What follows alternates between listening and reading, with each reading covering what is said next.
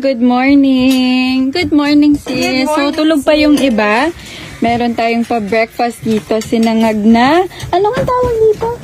Tinapa fried rice. May tocino, omelette, tapa. Sarap ng omelette nila. May cheese pa. Talong, and hot dog. So, hintayin natin magising yung iba. For the meantime, let's eat breakfast.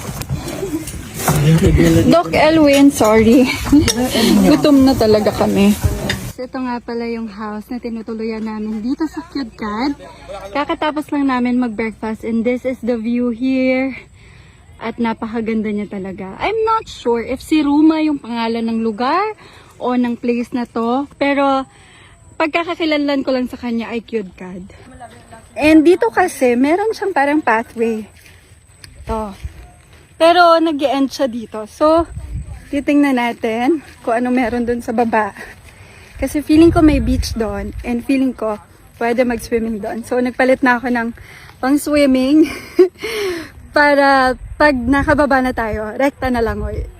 Naririnig ko may mga tao na eh. Nandun na sila sa baba. So, tingin ko makakababa tayo doon. So, ganito yung dadaanan mo lang naman. Pero pagdating mo doon, mukhang bato-bato na siya. So, let's go. Ganda ng mga bato. Siguro kapag high tide, natatakpan tong mga batong to. No? Tapos, yung end ng water, or yung end ng rocks, ito siya.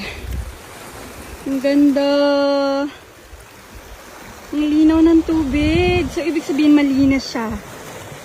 Pero medyo obvious naman kasi mukhang wala namang ganang naliligo dito at wala naman ako nakikitang mga bangka-bangka. So, yan.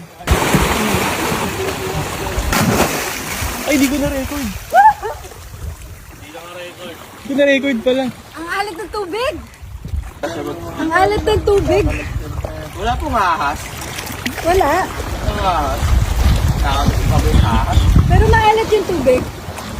Sagot na yung tanong mo.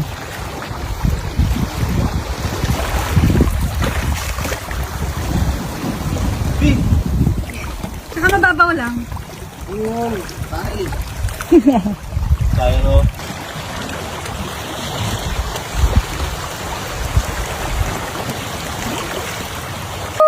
Tapos na mag-swimming. Let's go back.